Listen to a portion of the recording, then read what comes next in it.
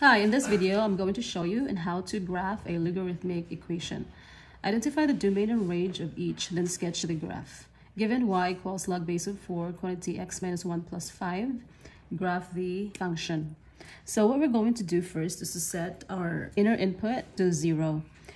Basically, we're finding our domain. That is what we're going to use to find our range or the values of y. Okay, so let's set x minus 1 equals 0, x minus 1 equals 1, and x minus 1 to whatever is your base. So our base here is 4. Then we're going to solve the inner input to find our values of x. So this will be x equals 0 plus 1 is equal to 1. And this is x equals 1 plus 1. So basically, we're adding 1 to both sides.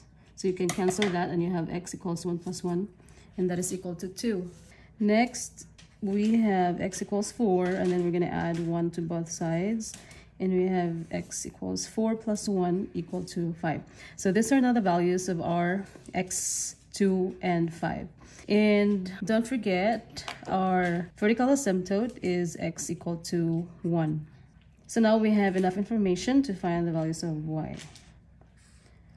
So we're going to have here 2 and 5. And don't forget, x equals 1 is the vertical asymptote. Okay, so using the original function, log of base 4 of x minus 1 plus 5, we're going to plug in the value of our x, which is equal to 2.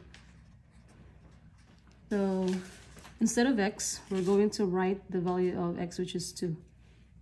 And then copy minus 1 plus 5. And then solve. So bring down log base of 4. 2 minus 1 is 1 plus 5. What is log base of 4 of 1? Basically, what is the exponent of 4 to give us a 1? So that would be 4 raised to 0. So 0 is the result of log base of 4 of 1. Plus 5. So therefore, the value of y when x is 2 is 5. Next, we're going to find the value of y when x is 5. So using the same equation, we go log base of 4 times x. So the x is 5. And then copy minus 1 plus 5. And then do the math.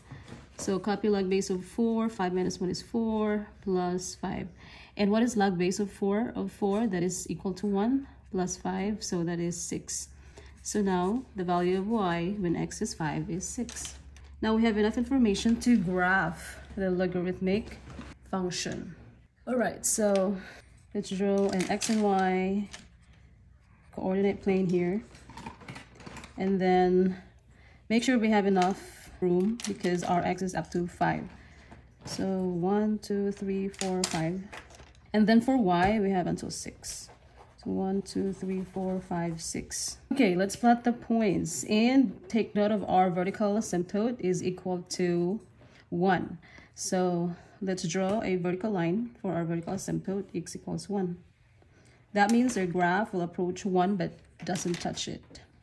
Okay, then plot the points 2, 5. So 2, 4, 5. And 5, 6. So 1, 2, 3, 4, 5. And then up 6. 1, 2, 3, 4, 5, 6. Now let's connect the points. And our graph is asymptotic to x equals 1. So our graph would look like this. So this is now our final graph. Now let's find the domain and range. So the domain, or the values of x, as you can see, the asymptote is at x equals 1. So therefore, the value of x is going to the right of 1. So that would be x is greater than 1. And the range, if you're going to look at the graph, it decreases and increases without bound. So therefore, the range is y is all real numbers.